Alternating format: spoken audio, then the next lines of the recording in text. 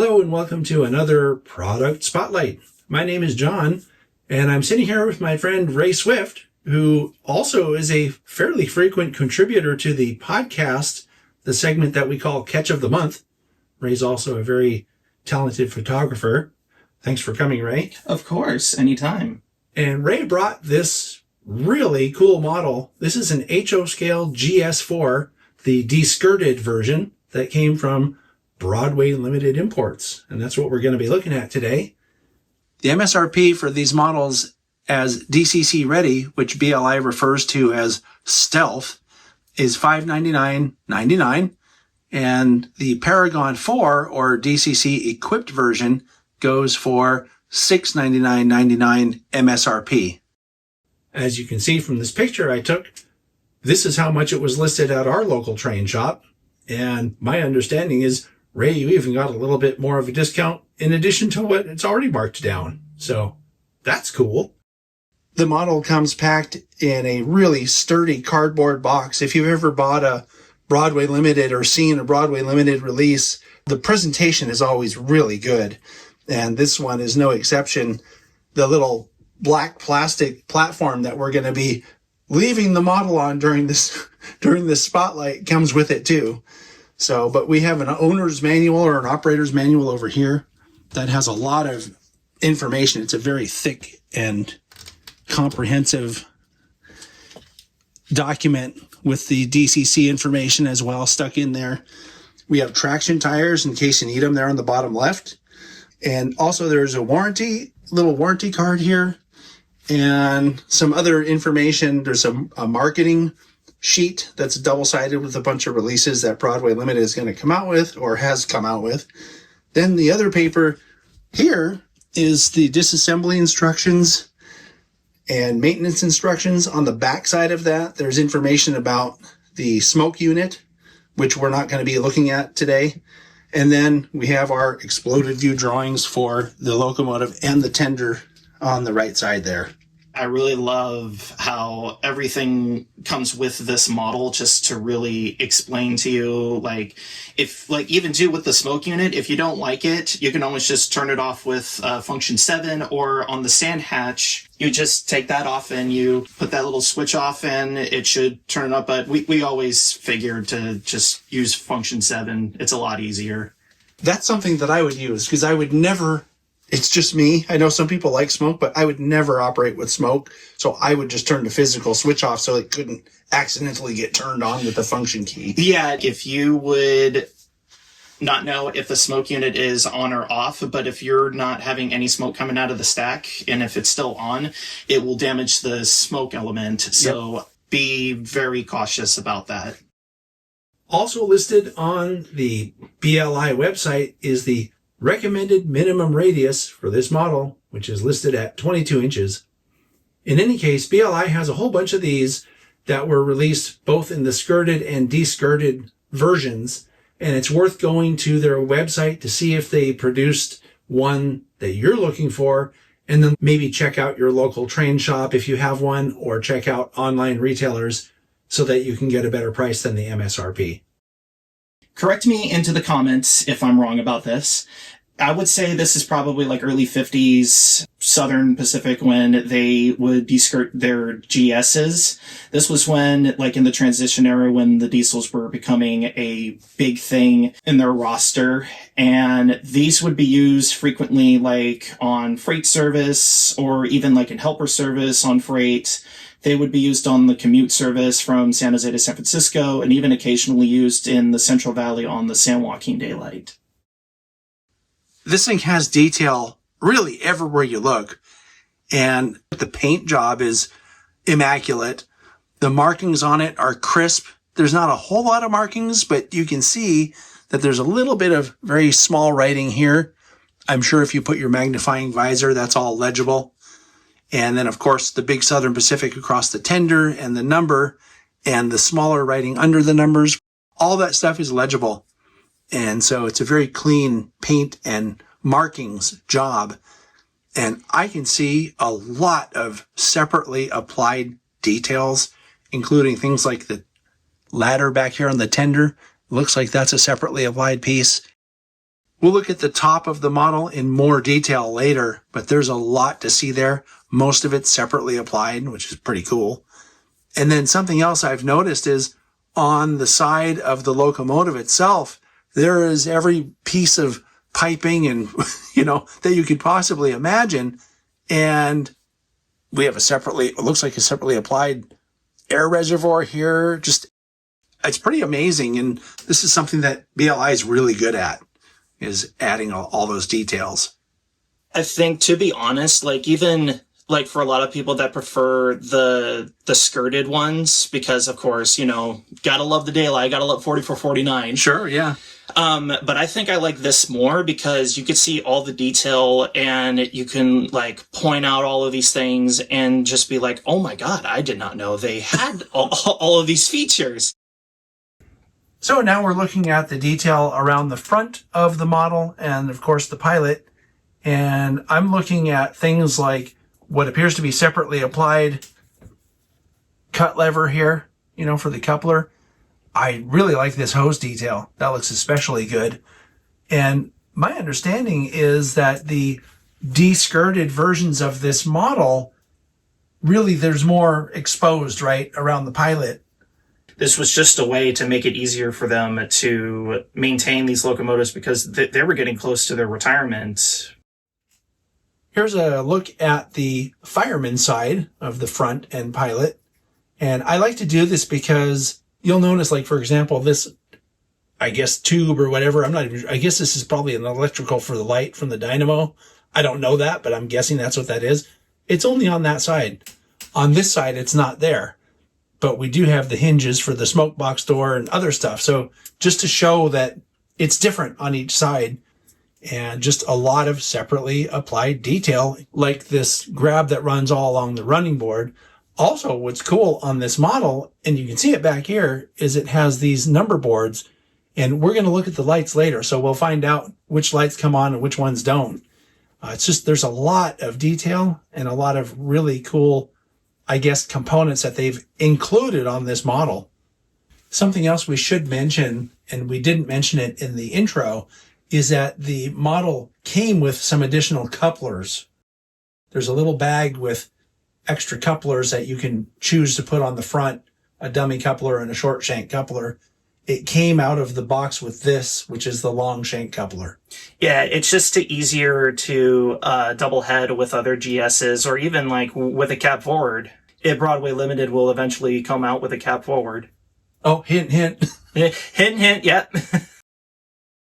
Okay, so for the Fireman side, we're going to do it just a little bit differently. I'm going to show you the engine first, and then we'll take a separate look at the tender, just so that you can get a closer look at the detail. Because once again, there's a lot to look at here. And something I will mention while we're looking at this side are the dual air compressors, for one thing. I just noticed those. That looks really cool. Another reservoir here. So there's a lot of piping and stuff underneath that, like we were saying before, would have been covered by the skirt. But also something worthy of note, I think, is the fact that we have cab figures inside as well. So the model comes with a crew. And here's a good, clean, close-up look at the tender. Something worth mentioning, I think, is all the separately applied detail on the top. Again, we'll look at the top detail of both the locomotive and the tender. Yeah, also look at all the detail underneath, right here, the truck detail, even the air brakes and even all of this stuff right here is pretty incredible. Yeah, that's some really nice truck detail for sure. Here's a look at the detail on the rear Fireman side of the model. And once again, you can see that separately applied ladder detail, and the detail in the truck is also visible on this angle here on that rear truck. It looks really good. And what I'm also noticing here, Ray, is not just one piece of conduit that takes the energy down to the rear headlight, but also it has two other little pieces of conduit that take the energy to the rear marker or class lights. And that's a nice detail. All the attention to detail that has been put into this model is pretty spectacular. Here's a look at the rear of the engineer side. And, I always go completely around the model because there may be something that you can see from this angle that wasn't as clear from the other angle, like the hose detail. They're on the bottom of the right side of the rear. And, again, it's a really good look at the ladder detail, the rear truck of the tender, and I'm really liking those little markers on the back. That looks really cool. So we're going to look at the top details of this model now, and I will say that the tender has a lot of really well done, good looking detail. And I'm talking about the detail in the hatches here.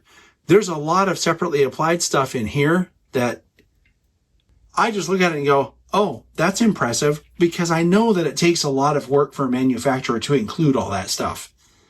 Do you know what all this stuff is? It looks like a little spigot or something right there, but I'm looking at hatch detail and vent detail and all this separately applied stuff, the grabs that are separately applied over here. These are really thin wire pieces that look very durable, actually. And they have grabs on this side too. Now we're going to have a look at the roof detail on the engine or the locomotive portion of this model.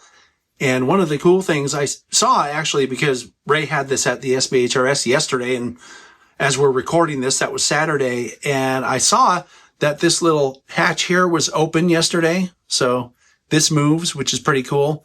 Ray, what is that little drop step thing behind it? Do you know what that's for? Yeah, I can definitely explain it to you. So this will go down, and this would be an easier way for, if I open this again, it would just be the easier way for the fireman, or even like the front end brakeman, if they did have one. I don't know. But for someone who would go up to this hatch right here, they would walk over here and they would open up.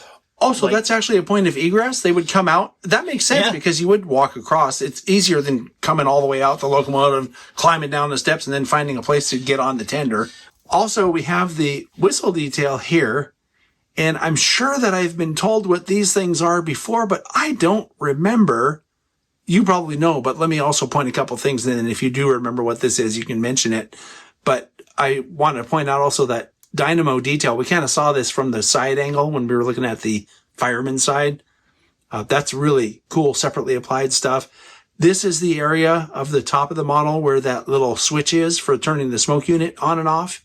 And then you can see that the smokestack clearly has depth because it actually does have a smoke unit in there. We're not going to be looking at smoke today because I would never use smoke and frankly don't want that in my office here. So, but what are these things? Do you remember? I do. So these would be the pop-off valves, or the safety valves to easily call it. It's just so like whenever like the pressure is too high, it's a way to warn the engineer and the fireman that, hey, the locomotive is little too much pressure. Little too much pressure. Yeah, thank you. Little too much pressure. Please do not make the train go kaboom. All right, now it's time to run the model. The sound is activated with F9.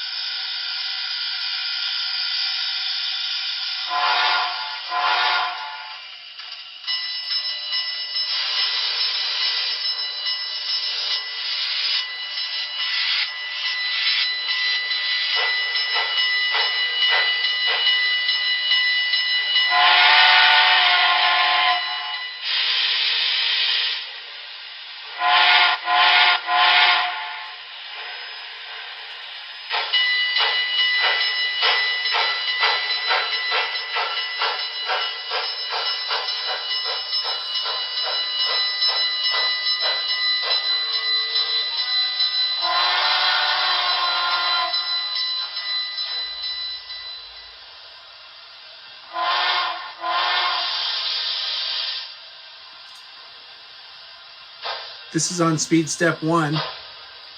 Oh, really good low speed control.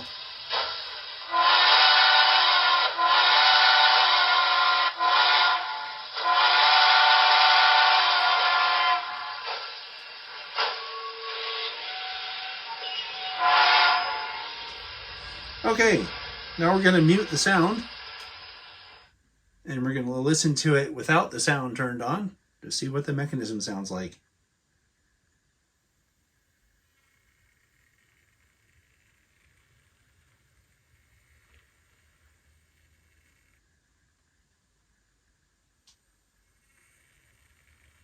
It's very quiet. Almost can't hear it.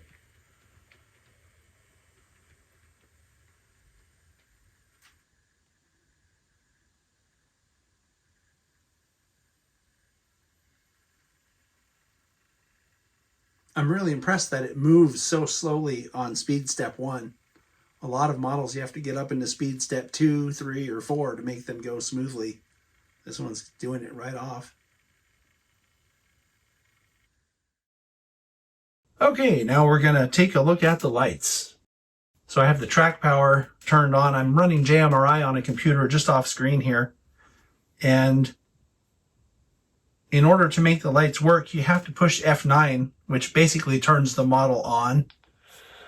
And when I do that, the cab light comes on, and you can hear the startup sequence. They're getting everything ready here. And then F0 turns on the headlight. You can hear the dynamo ramping up there. F24 turns on the Mars light, which is just above the headlight. And you can see when I turned on the lights, the number boards and marker or class lights on the front there also came on. Just for your information, there's a secondary mode for operation called Pro Mode, which allows you a little bit more control over the lights. We're not going to get into that, but I'm just going to say that it's detailed on the list of DCC functions. On one side of the instructions, it has this mode, and on the other side of the instructions, it has Pro Mode. We're just showing you the basic mode just for simplicity's sake here. When I put the model in reverse, the rear headlight comes on. It looks really good too. It's nice and bright, and it looks like a warm white LED. Very nice. So as you can see, this is another very solid release from Broadway Limited. I'm very impressed with the presentation. You pull the thing out of the box and there's more detail than really that you can look at. Like the longer you look, the more you see. It's one of those. And I'm also impressed with the running qualities. Something we didn't mention during the spotlight is it also has a capacitor circuit. So it'll help you over dirty track. Or we were joking earlier that if you go over a switch that's thrown against you, it'll keep going. That's not so good, but dirty track is good. So thank you very much, Ray, for bringing this over. This is not something that I would have purchased probably to show people on a spotlight, and it's kind of out of my era anyway, because I like more modern stuff. So thanks for bringing it over. Of course. Thank you so much for even having me involved in this video. Like, I am so happy that I have this in my roster. Like, all of the models that I have, this one beats all of them.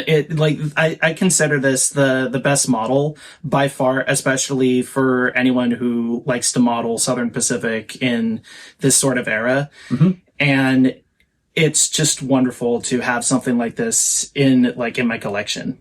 Excellent. So, like I said, smooth runner, looks great, sounds great. Good job, Broadway Limited. We'll see you next time.